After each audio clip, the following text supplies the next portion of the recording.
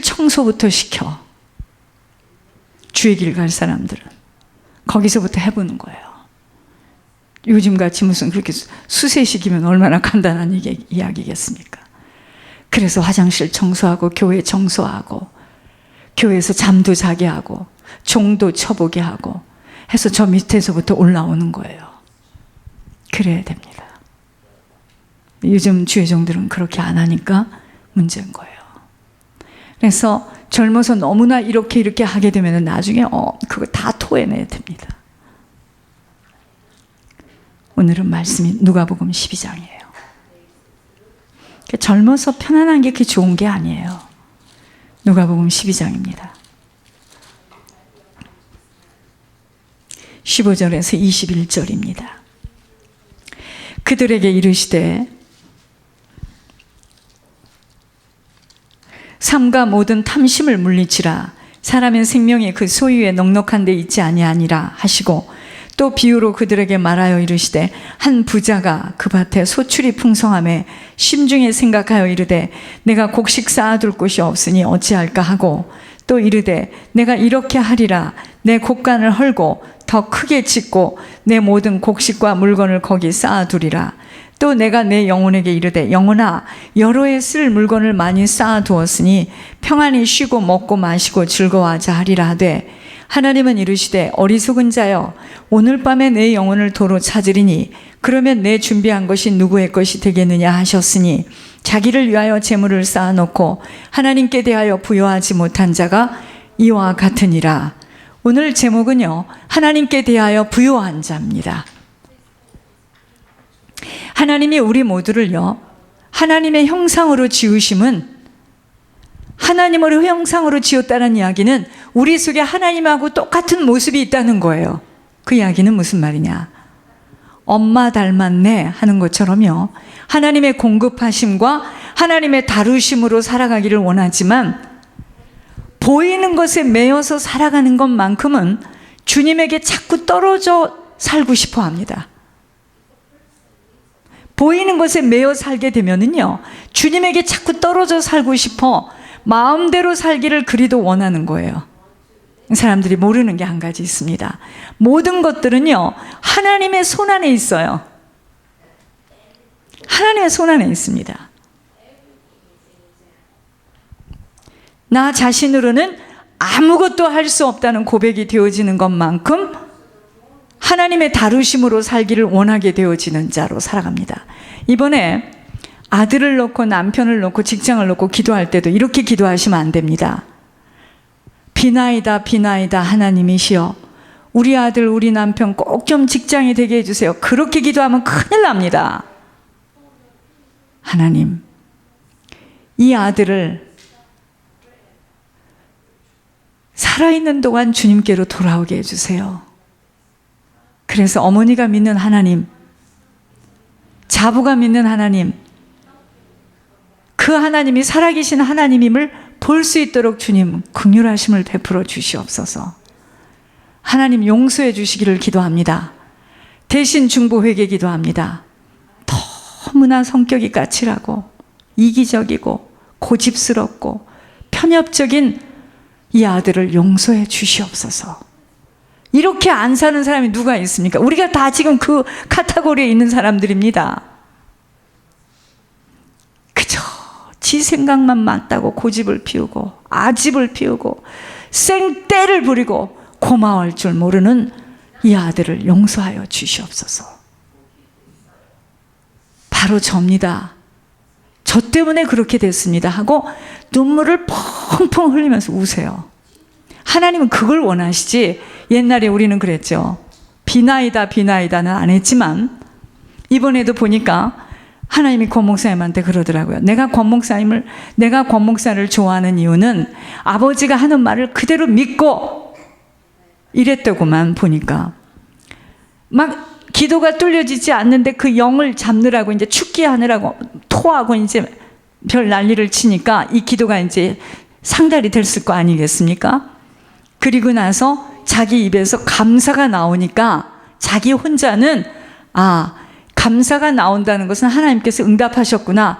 눈 좀 붙이고 자야지 이랬답니다. 그걸 하나님은 기뻐하시는 거야. 그러니까 눈 붙이고 잘 동안 보초 서는 거죠, 하 목사는. 이제 언제 일어나실지. 그런데 하나님이 하시는 말씀이, 보통 사람들은 그렇게 아버지께 감사 기도가 나오면은 응답이다 하고 믿어야 되는데, 그걸 밤이 맞도록 생떼를 부리고 앉아 있다는 거죠. 모르니까 우리가 앉아 있는 거지. 우리도 뭐 그렇게 확 뚫려가지고 알면 왜 앉아 있겠습니까? 아무것도 안 들리고 안 보이니까 끝까지 해보자 하고 앉아 있는 거죠. 그것의 차이예요, 지금. 그러니까 너희가 밤이 맞도록 기도를 해도 니네 몸만 다 상해가지고 목사들이 다 암 걸렸다 이거는 거예요.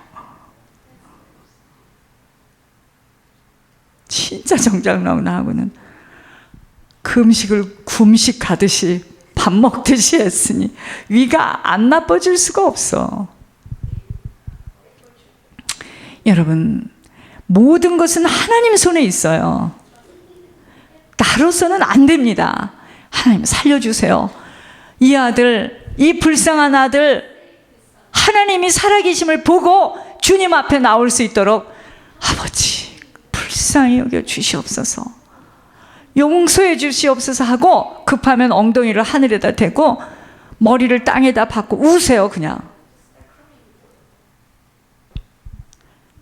비나이다 비나이다, 내 뜻 꼭 합격하게 해주세요, 잘 되게 해주세요는 내 소원이고, 아버지의 뜻, 아버지가 이 일을 가지고 지금 무엇을 하시려 하는지 그것을 우리가 볼 수 있어야 되잖아요. 우리 미주란다.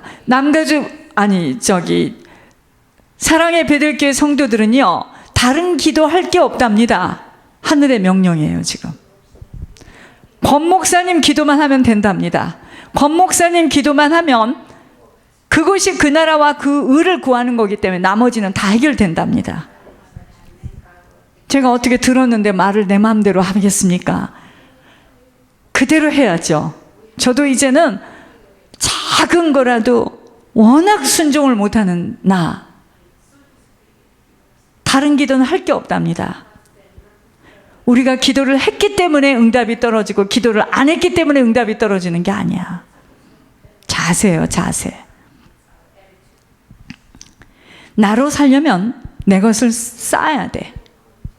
노후 대책도 미래에 살아가야 할 것도 쌓아야 하지만, 아버지가 사시는 남은 시간이라면 내 남은 시간은 아버지로 말미암아 사는 자가 되려면 아버지께 대하여 부유한 자로 살아야 하는 것입니다. 언제 어느 때 아버지가 영혼의 고향으로 부를지 모르기에, 언제 부를지 몰라요. 내 것을 아무리 쌓아놓아도 그것으로는 아버지 계신 곳에 가져갈 수 없다는 것을 항상 기억해야 하는 우리 모두입니다. 우리 모두가 하나님께 대하여 부유한 자가 되려면 세상적이고 이기적이고 인본주의적인 삶의 방식을 다 끊어야 돼요. 하나님의 뜻에 따르는 오직 청지기적 삶을 따르며 남은 인생의 모든 과정 전체를 온전히 하나님께 의탁하는 하나님 중심으로, 하나님 우선으로 살아야 가능한 것이 됩니다. 이렇게 되기 위해서는 보지 못하는 것에 대한 믿음의 눈이 열려야 돼요. 지금 사람들은 다 보이는 것에 눈이 밝아요. 우리가 소망으로 구원을 얻었음에 보이는 소망이 아니니 보는 것을 누가 바라리요? 만일 우리가 보지 못하는 것을 바라면 참음으로 기다릴지니라. 참아야 되는 거야. 우리가 보이지 않는 것을 지금 바라고 있다면 천국이잖아요. 참아야 됩니다. 참음으로 기다릴지니라. 믿음은 바라는 것들의 실상이요 보이지 않는 증거니, 이러한 믿음을 가진 자만이 재물, 세상의 온갖 명예, 부귀로부터 초연해질 수가 있어요. 우리가요, 보이지 않는 것을 바라고 소망하는 자들이라면 재물로부터, 세상의 부귀, 영화로부터 초연해질 수 있다 이 말이에요. 담담해질 수 있다 이 말입니다. 이때 하나님의 평강을 체험하며 범사에 감사하는 삶을 살 수가 있는 것입니다. 그렇지만 하나님 위주의 인생을 거부하는 사람은 보이지 못하는 것보다, 보지 못하는 것보다 보이는 것, 즉 재물, 명예, 세상 것을 더 사랑하는, 그걸 보고 뭐라 하죠? 우상숭배. 사람들은요, 다 보이는 것에 속는 겁니다. 우리 조상이 그랬으니까, 우리 조상 아담 이브가 그랬으니까.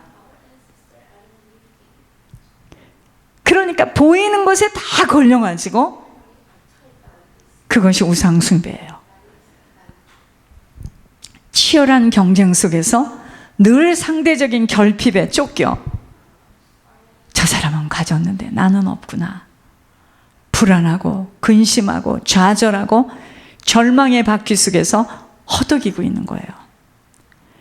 여러분, 보이는 것은 믿음으로 모든 세계가 하나님의 말씀으로 지어진 줄을 우리가 아나니, 보이는 것은, 지금 이렇게 보이는 것은, 지금 미국에 이렇게 보이는 것은 나타난 것으로 말미암아 된 것이 아니니라. 지금 미국이 이렇게 되어진 것은요,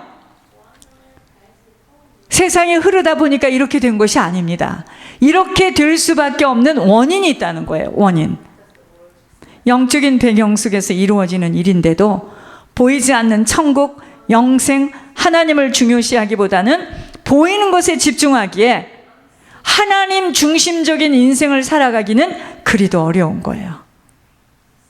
우리들의 인생은요, 모든 것이 선택에 의해서 이루어지는 일이기에 천국 중심으로, 하나님, 오직 하나님 중심으로 살아가기를 결단했다면 세상의 유혹, 압박으로 말미암아 절망할 것이 아니라 끝까지 하늘 중심의 원칙을 고수하며 살아갈 때 하나님께 부요한 자로 하늘에 투자되어지는 것이에요.